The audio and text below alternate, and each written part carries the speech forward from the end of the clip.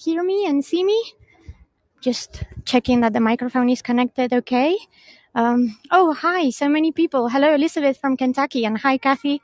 Nice to see so many faces, new and old.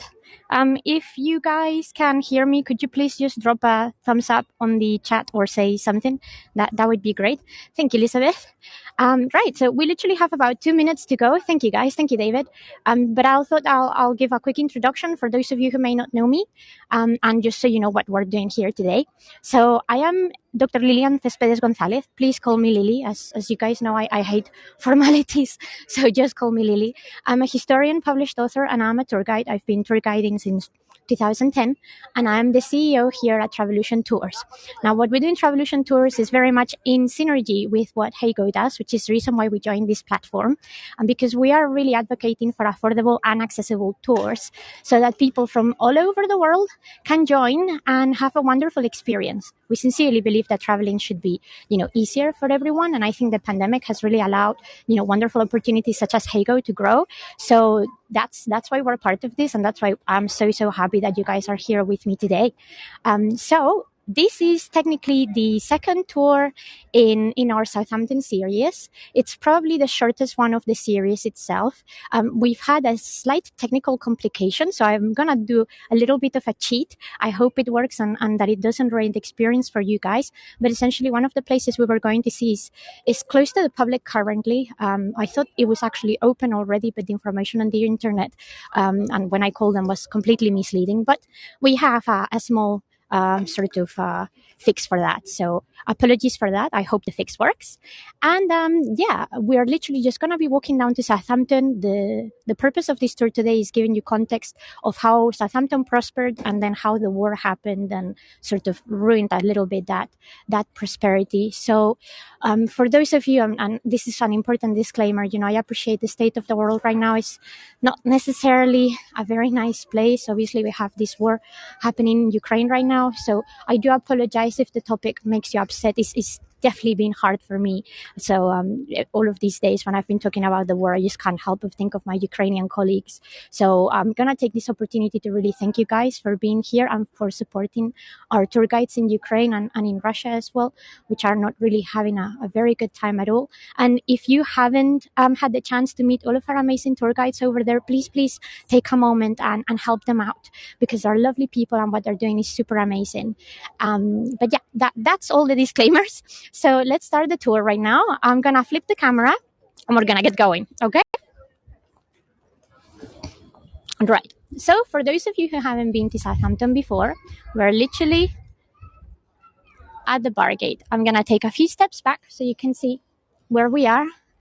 And then I'm going to walk down the high street to show you how you would have entered the medieval city of Southampton. So this would have literally been the doorway into the city. Everything that is past that archway would have been the outside.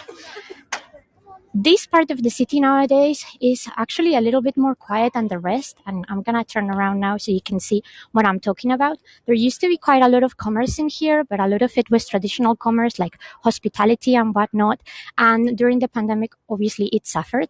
This huge structure that you see here is actually been going on for quite some time. There used to be an old mall in there that was destructed to build some sort of new flats and development. But when they started digging, surprise, they found a lot of medieval remains. So the operations had actually been completely in halt since before the pandemic happened. And of course, as the pandemic started, that sort of made things a bit more difficult for us. But essentially, we are walking now through the middle of what would have been the medieval city of Southampton. Now, I really want you to take a good look at this area because it's going to be an important point of reference for one of the buildings that we're going to see today, okay? So this would have been literally just as you would come down from the gate right into the city center. There would have been lots of houses in here. There would have been lots of trades and workshops. Now, all of the buildings, or the vast majority of the buildings that you see in this area, are all completely new. Even the ones that look old, they are fake old. And that's because during the war, Southampton was completely turned to shreds in the Blitz. We had a total of 30,000 bombs approximately.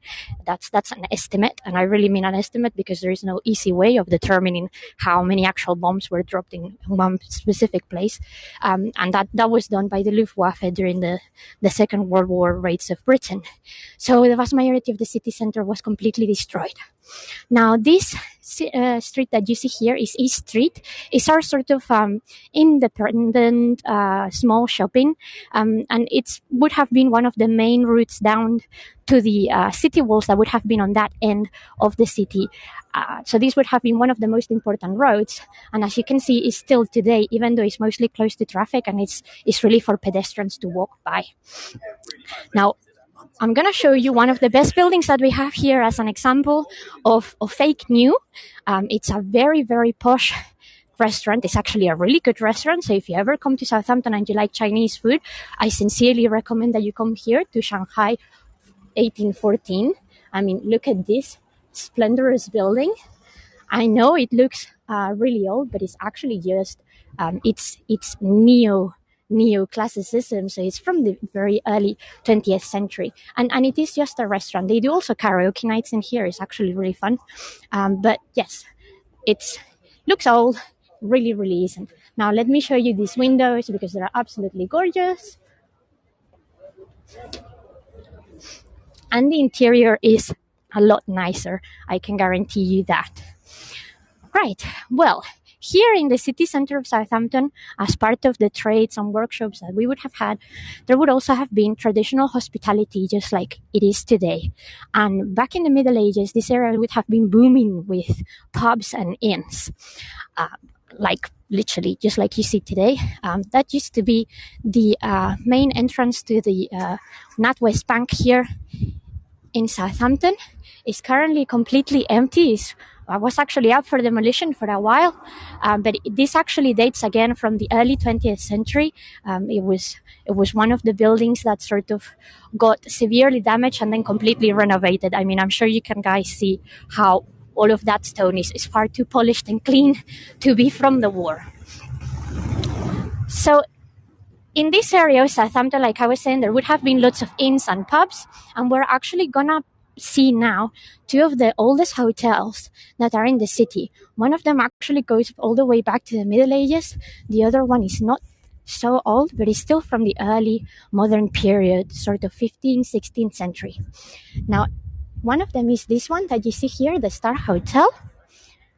And this is where I'm going to do the slide cheat. So what we were going to do was going to go into the Dolphin Hotel and see the back of it that shows the where the horses would have been kept and the carriage station. But that is currently closed. There is actually a little bit of gossip. It seems that the hotel sort of closed down all of a sudden for no apparent good reason. They just said that they had a very exclusive booking and they had to shut down. And we think that there's actually someone from the government that is staying there until the beginning of March. Now, I don't know if you can see this sign. I can guarantee you this is definitely not recent. And this actually dates from the late 18th, early 19th century. It's been renovated several times, as you can imagine. I mean, the paint is actually a new job. And the reason why this sign is here is because all this area of Southampton that we've been walking by used to be a very, very, very big hub for coaches that came here during the 17th, 18th century in what was known as the coaching traveling fever. Now, what happened here in the UK was that everyone started taking coaches, so, big carriages that were just literally the main method of transport, and they would have stayed in hotels like this. Now, the reason why they came to Southampton is because during that period, it also became really popular to go to places nearby the sea for spa treatments and bathing. Now, back in that time, it used to be considered that bathing was really good for the health, that, smelling pure, clean air would have been really nice for everyone's general well-being.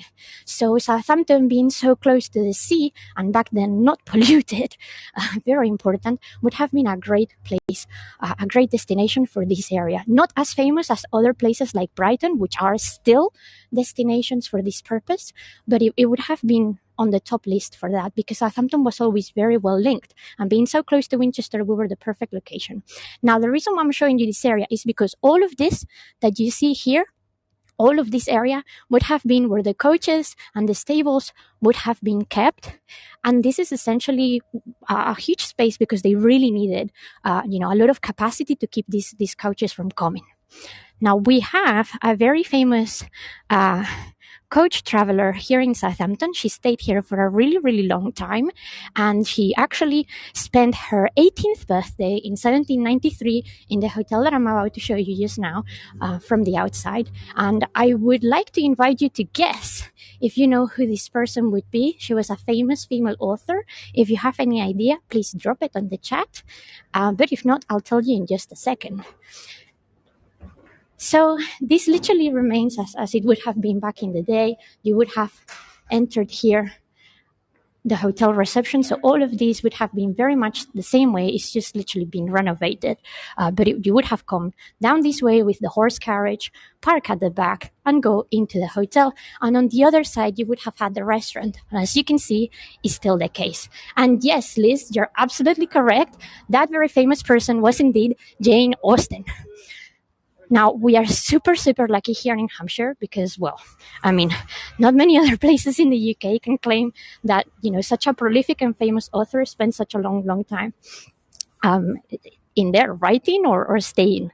We have a estate called Chilworth Manor. I don't know if you know, it's actually a bit farther up in the area past of Winchester, where Jane used to stay and where she wrote some of her most famous novels, including Pride and Prejudice. But she also stayed here in Southampton. And one of the reasons why she spent a very long time in Southampton is because her brother, apparently, or at least one of her brothers, had some ill health. And, as part of these bathing and spa retreats that people took to the coastline, they used to come here quite a lot with her family. Right, I'm going to cross this very busy street. I do apologize for the traffic noises. And we're going to cross just so I can show you actually the outside of this building of the Dolphin Hotel, which is the one I was referring to that normally is open but is currently closed because of this mysterious reservation. And the reason why I really wanted to show you this hotel, guys, is because the Dolphin Hotel is the oldest hotel in Southampton. And I don't just mean the fact that it's an old building and it's a hotel now. It's always been a hotel or an inn. There you go. This dates back to literally 494, or at least that's what we know from the dendrochronology assessment of the trees that are part of the beams inside of the building. For those of you who don't know what dendrochronology is, it's literally the science that allows us to understand how old wood is by checking the rings of the tree that was used to make those beams. We think that it may be even older, but we don't have actually any material evidence for this. Like the archaeological assessment hasn't really given us any more conclusive evidence. But the vaults inside the building, you have beams, staircases, and vaults that are all medieval. So this would have been one of the most important inns all the way in the Middle Ages. And it stayed like that. So this building in front of you has always been either an inn, a sort of hotel, bread and breakfast, traveling area. It's been important for Southampton. And the location is perfect, right? Because if you look down the road, I'm going to turn around just so you can see. If we take this road all the way down, it goes for a mile more down there. And if we have time today, we will walk a bit down that way. That is where the cruise ships actually stop.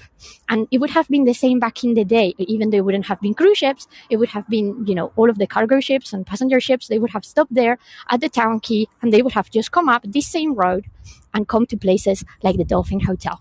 Now, I'm going to turn back again to the Dolphin Hotel because, in case you didn't know, you're actually looking at the two largest bay windows in the UK. Now, I know that seems like a huge claim, but look at them. They are, absolutely spectacular. I'm going to cross just to the other side in a second so you can actually see the width of them from underneath.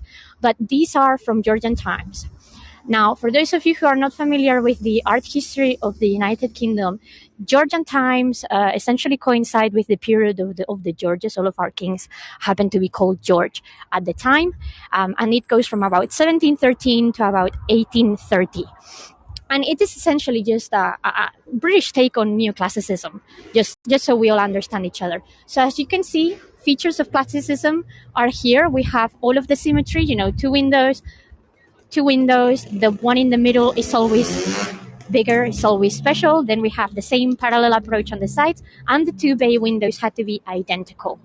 Now, because of this feature, the bay windows and the building itself are actually considered grade 2 listed building. Now, I'm going to cross now to show you the width of the windows. And in the meantime, I'm going to explain you what this means. Now, for those of you who don't know, the systems of each country. I'm sure you're all familiar with the UNESCO listings, right? When the UNESCO decides that somewhere is worthwhile protecting, either for material culture or patrimony reasons, whatever it is. Every single country normally has their own sort of set list of status that are recognized. So in the UK, the National Association decided to have two different grades, grade 1 and grade 2. This building is only grade 2, which means it's considered of national architectural value and interest. What that means for the hotel is that they can't actually change any original feature without any type of planning permission. And because it is such an important building, they really, really, really can't get away with it. I mean, look at this thing. It's absolutely huge. I'm literally going to stand behind it or underneath it just so you can see the width of it. I don't know if with the sunlight you can appreciate it, but that thing is literally twice my size.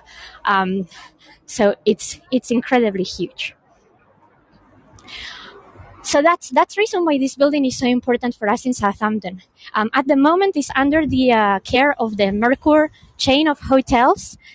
So I'm sure you know them. They run the Ibis hotels and Mercure and Novotel. And at the moment here in Southampton, it's a 4-star hotel. And I'm going to show you the plaque that we have here dedicated to Jane Austen. And this is a bit sad, but considering that we are in Southampton and Jane Austen spent such a long time here, we only have plaques to commemorate this. In case you didn't know, just a couple of years ago, well, maybe 3 years ago, we had the memorials for Jane Austen, and Southampton didn't really do a good job in commemorating these things. But, oh well. We do have actually some quotes written on the floor, like this one.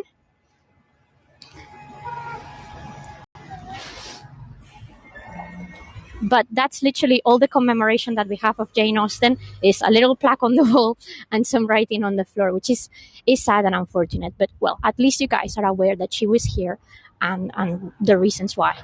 This is another very nice building. It's the extension of the hotel. It's currently a very famous restaurant. It's actually won a prize for being the best Middle Eastern restaurant in the UK in 2019, right before the pandemic. I've eaten there a few times, so if you guys like Turkish cuisine, it's really, really good. It's called literally Ottoman Kitchen, and I mean, let me show you this because again, it's really, really grand. But again, the vast majority of this is new fake. I'm sure you can see. I'm gonna show you a trick to identify buildings. I mean, it's not very easy to see here, but you can probably all tell that those bricks are pretty much identical, like they're cookie cutter bricks, right? There is a small section and there is a big section, there's small section, there's brick section, and they all have the same shape. If they look like that, if they don't look like they've been chipped away, handmade, whatever, then they are new brickwork. Right, now I want to show you as well this memorial here. Returning very, very slowly. This is the anchor from the Queen Elizabeth II ship. And it was donated here, and I'll explain you in a moment why it's sitting here, because we're going to find out more about the importance of the Navy and the seafaring culture of Southampton with the building that I'm about to show you. So, as you can see, Southampton was really starting to grow during the 17th and 18th century. We had important people such as Jane Austen coming to stay here. We had these huge coaching hotels. There was a lot of movement in the city, a lot of movement. But, well, believe it or not, that still meant that the general population of the city was less than 10,000 people. which is really underwhelming. But that's because Southampton never actually received the state of city until 1964. This is why we don't have a cathedral here. We just weren't an important town in that sense. The only important part of this town was the port, which is what brought prosperity. The port and the water have always been important for the development of Southampton. And all of that gets completely lost with the war. And I will show you now a clear example of this. Now, this building that you see here, and that I'm sure you can appreciate is in ruins, is Holyrood Church. Let me give you a view of this tower. There you go. This building was completely destroyed during the Second World War. We're gonna go inside just now in a second, and I'm gonna show you from the inside. But this would have been one of the three parish churches here in the city center of Southampton during the Middle Ages. The other one, which if you guys have joined any of my tours, is just literally behind us, well, behind this area of Southampton, is St. Michael's Church. And I'll tell you the story of these two in just a moment. But I want to get a little bit closer so you can appreciate some of the features, because the lighting today is really not doing us many favors.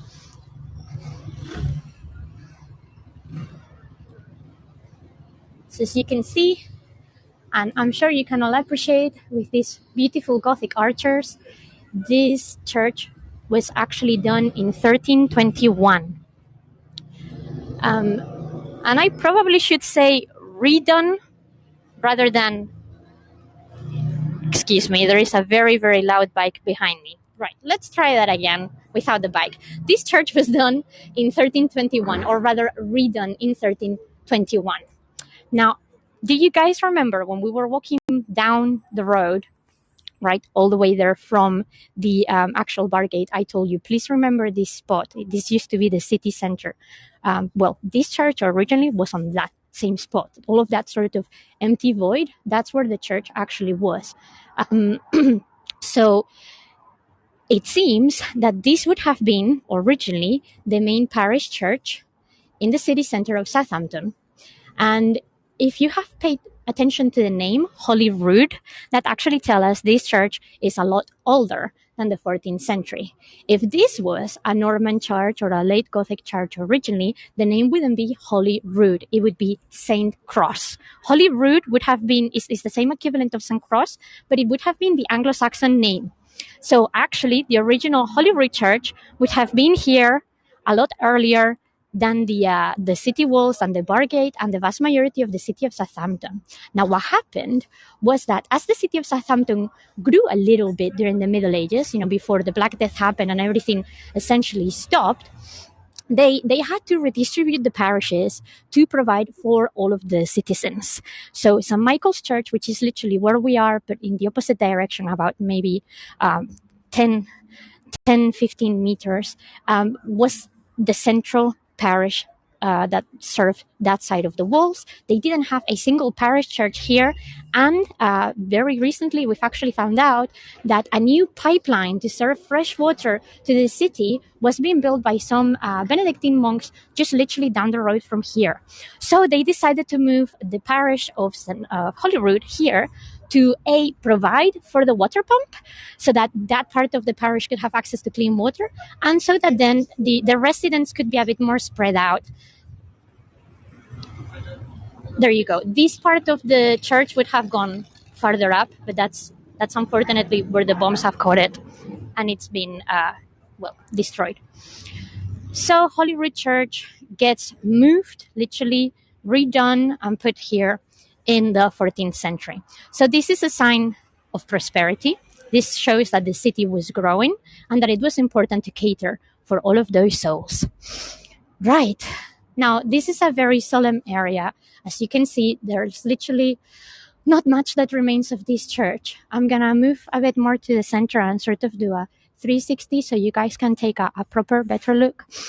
And I mean, it's harrowing being here, knowing the story behind it, but it's also very, very beautiful. Yes, they are absolutely gorgeous.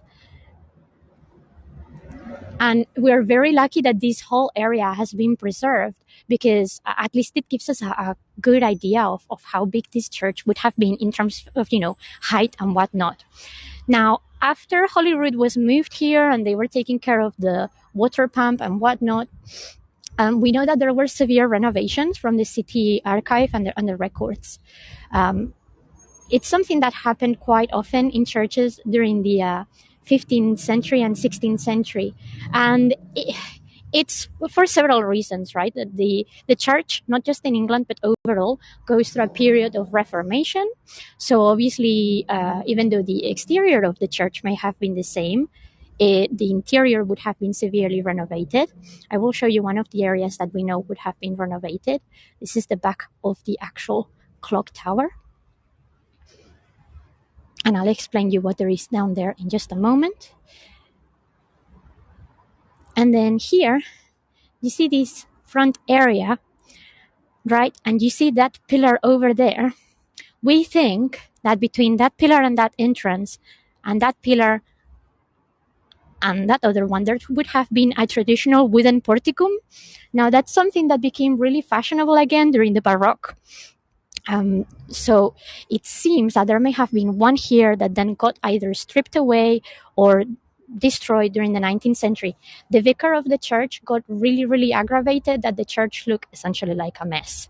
By the 19th century, he was very, very much into history, and he was taken away by the devotion that people have showed, moving the church, keeping its original name, etc., etc.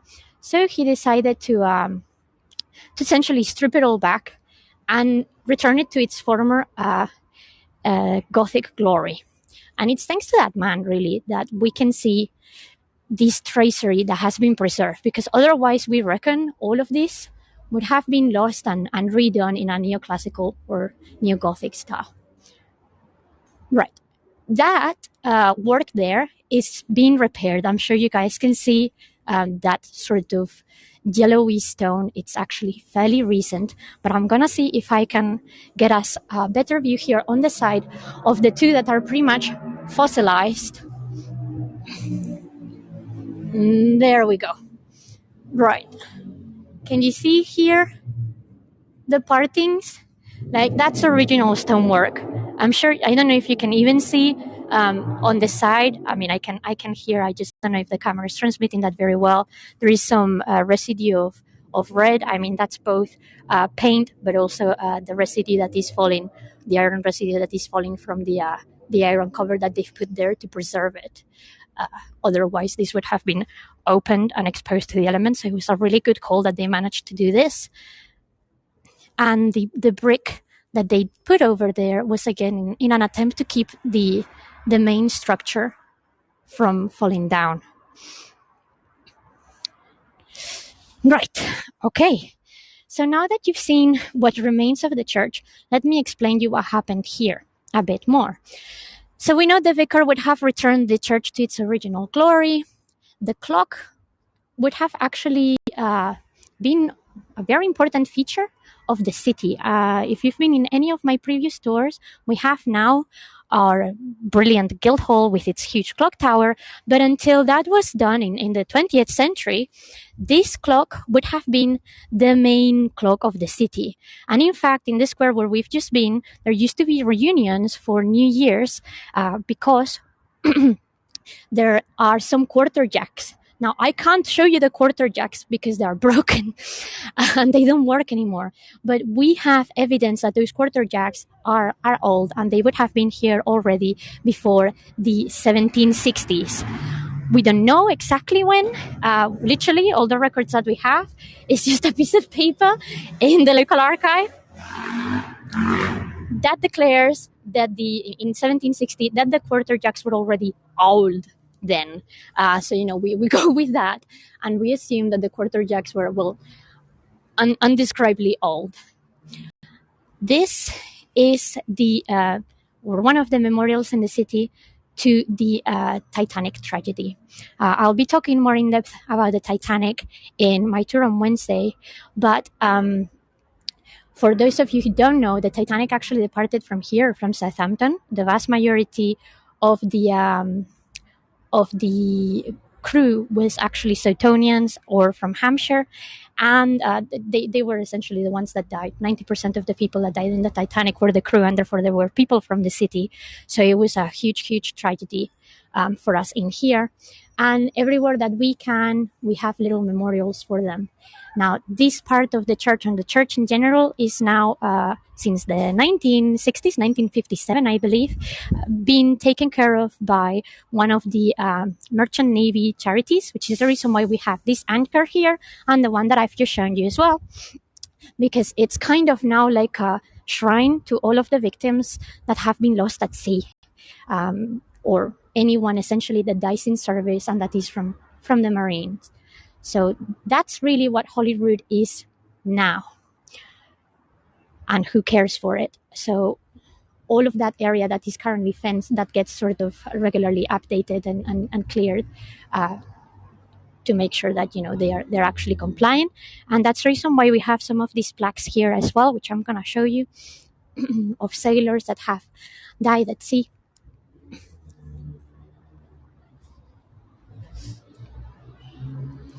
Here we have Sydney Raymond Mattingly, died very recently. I think this is literally the most recent plague.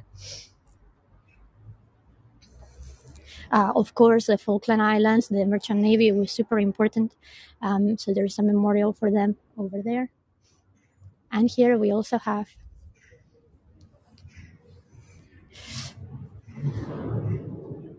I think the light is gonna break the...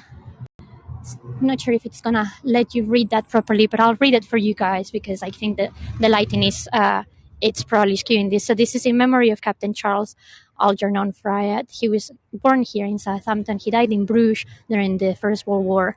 In his body was later repatriated and is actually buried in Essex.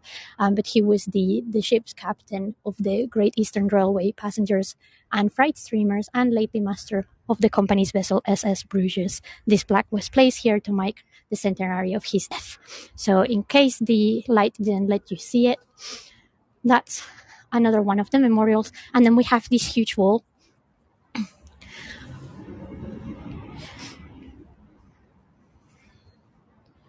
of countless of names, and every time someone important sort of passes, they do something here, a little ceremony and what have you not.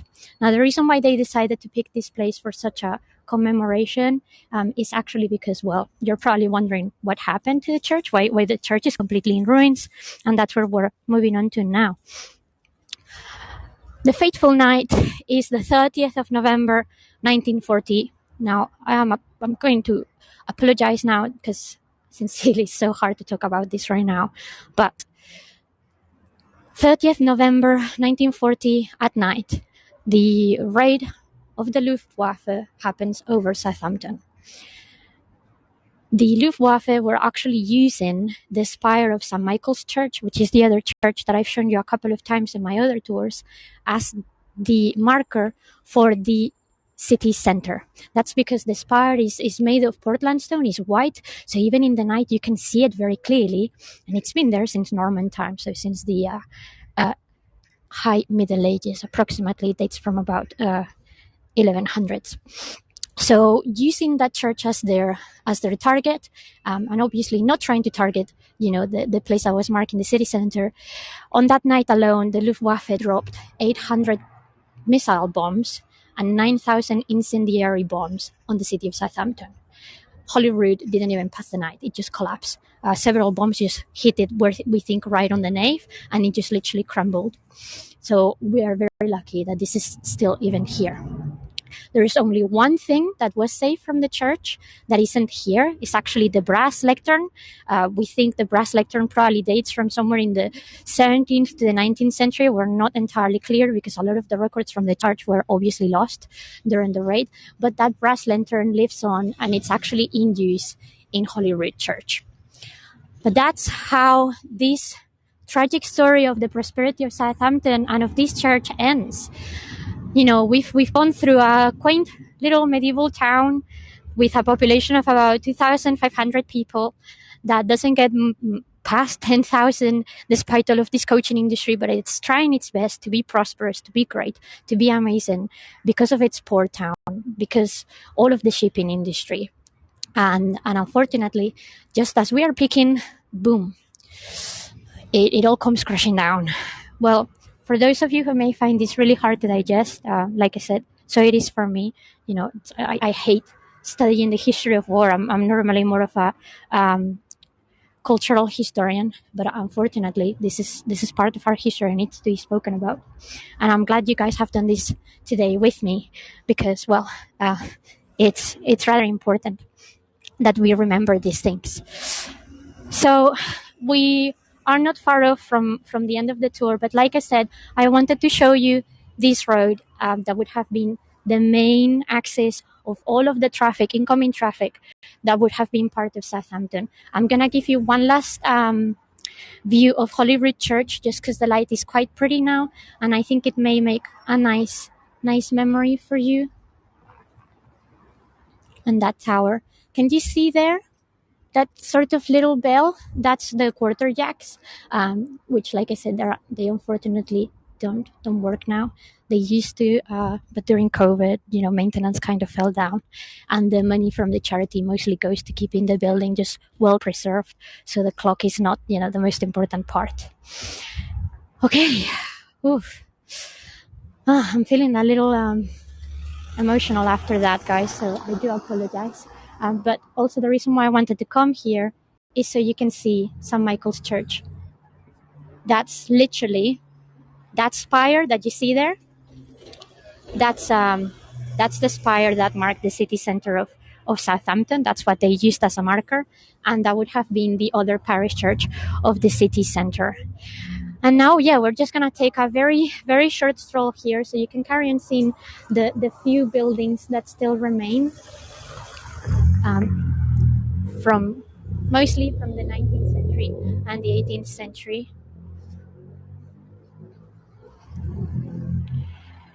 But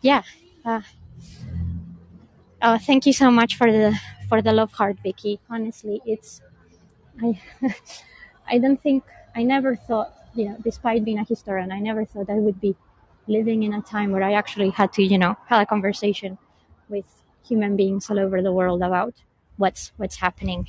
But such is life.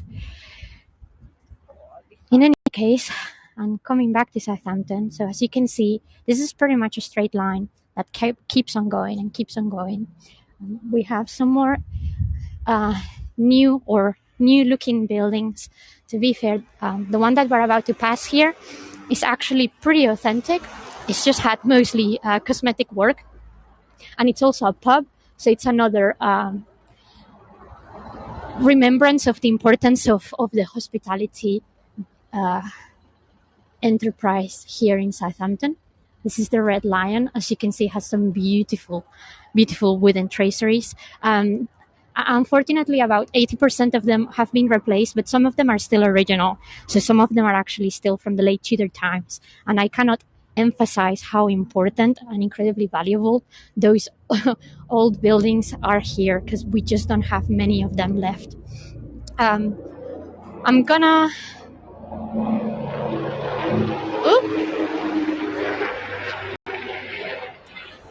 So we have helicopter passing by. Sorry about that. We've been having a few sort of fire drills and rescues at sea, just to keep the assistance trainers going. But these other buildings, they're absolutely beautiful. Again, they're mostly just hospitality buildings. This is Bailiff Kitchen. Look at those beautiful marbles on the windows. It's a very, very nice restaurant. Again, 100% recommended if you guys come to Southampton. I would love to tell you this is as old as it looks, but once again, it's not. Some of it is, some of it isn't. This gorgeous red brick building is, again, 100% completely renovated. So what I like to call fake new. But the original building, I don't know if you can see the date there, the original building and the vast majority of the front work would have been from 1894, so right from the end of the 19th century. And as you see, literally we get to this building and everything else is just new. So all of this, like I said, all of this would have been destroyed during the Second World War. But the purpose of this street remains. So we're literally gonna go to the town quay, to the water gate there, just so you can see how the goods would have come in there. And we will stop there with just a couple more of historical remarks, just to remind you of the importance of Southampton and the prosperity of the city. I don't really want to end it on a low note today. Any other day I probably would have quite happily end on the low note of the war, but not today, guys. Today we need to end up on a good note. Something that I forgot to mention about Holyrood Church, by the way, which I was completely wrapped up in the other stuff, is the importance of that church. Is relevant not just for everything else that I've told you, but imagine the value that it had for the community, that when Philip II of Spain came here to the UK to marry Queen Mary, he actually stopped there in Holyrood. He would have literally been walking this way, as we are doing now, but backwards. And he stopped in Holyrood Church for prayers, which I think is quite ironic and a little bit funny, because if you guys don't know, the marriage between Philip and Mary was absolutely disastrous. They got married in Winchester Cathedral. By the way, we're gonna be in Winchester doing a tour on the 13th of March, if you guys are interested. But yeah, it was absolutely disastrous. So we often joke that he's sort of stopped there to sort of ask for strength for what he was about to do, because it's very sad. Apparently Mary was completely obsessed with Philip. She absolutely adored him. I mean, he was apparently, or at least from the historical records, right? It's hard to judge from portraits of the time, but apparently he was a very handsome man, and he was a lot younger than her. So, Mary had a lot to gain, but Philip hated her. He loathed her. He was purely doing it, for political reasons, to have England on his good side, and to sort of have a strong ally. It didn't really go very well, because I'm sure you all know the story of the Armada.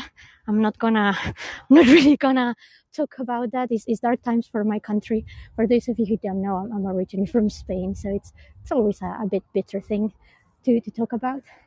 But yes, that's another famous fact about Holyrood Church. I'm just pointing here, guys, because this is Town Quay Park. So it's the little park that has been built literally in the surrounding areas of what the Town Quay would have been.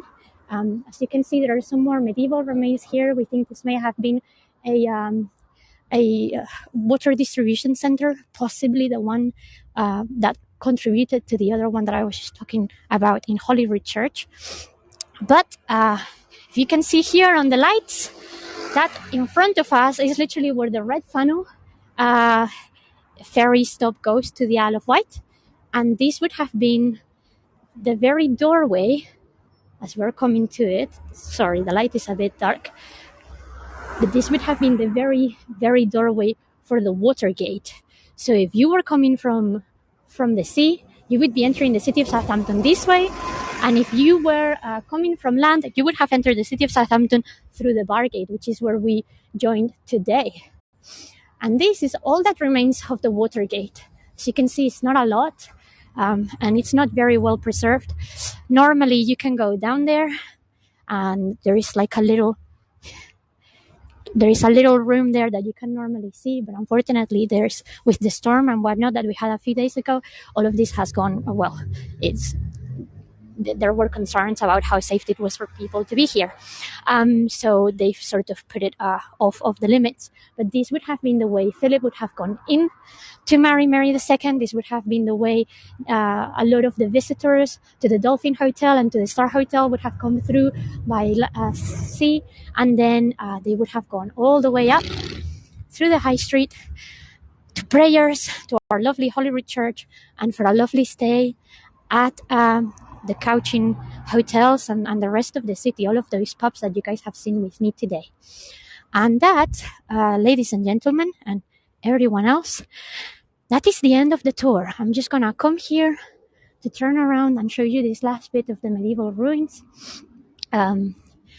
This usually was called a Canute's Palace because King Canute was actually here in Southampton. There is that famous moment where he apparently comes to the water to show that he is, is powerful, but even Canute cannot make the waters recede. But it's not a palace at all. We think it would have just been an ordinary building, or at least, at most, a building from a local magnate. But we don't have a lot of details from it. But I think it's a pretty cool place, and it's normally quite quiet. So I like ending my tours here because at least we're a little bit secluded and we can take in everything that we've learned today. And yes, Paul, the Isle of Wight Music Festival is absolutely awesome. Right. Well, there we go, guys. This is literally the end of the tour. Thank you so much for sticking with me. Thank you for making it through that very hard conversation at Holyrood Church. Honestly, I nearly cancelled the tour today because I really didn't want to have to talk about this. But like many other of my colleagues in Hago said, it's having you guys here and being able to have these conversations. It's just so important, It's so important. We need to talk about what happens in the world, and I'm so glad that you guys are so receptive and generally just so supportive. I'm honestly awestruck at how supportive you guys are. I know I've been leaving posts and notes about this on the Facebook group for literally the whole week, but it legit makes such a difference for us, because if it wasn't for you guys, waking up today and doing this talk, it would have been really, really hard. So honestly, I cannot emphasize how appreciative I am of this and how all of us are appreciative of this. And honestly, thank you so much for spending some time with me today. I hope, despite it was a bit sort of peaks and valleys in terms of the narrative, you enjoyed it. And I hope that also helps you realize that Southampton can be a cool city. We're not just, ugly shopping and stuff like that. There is a lot of history here. So, yeah, that's all. Thank you so much. Thank you so much for your lovely comments. Honestly, you guys are the best. And if you can, please spare some time to go and support our guides in Ukraine. I'm preparing a Stand With Ukraine talk. I've put it on the Hago chat. I still need to find the date, but I will be doing that as well. And you're all invited, obviously. It would be about Olga of Kiev, one of my favorite icons in history as a Viking Age historian that I am. So I hope to see you then. I hope to see you in any of the tours that I have. And honestly, wishing you a super great weekend and lots of courage. Wherever you're in the world, stay strong. This is time to stay strong and do everything that we can. So remember that you're awesome. Remember that we love you, and have a lovely week. Take care. Bye.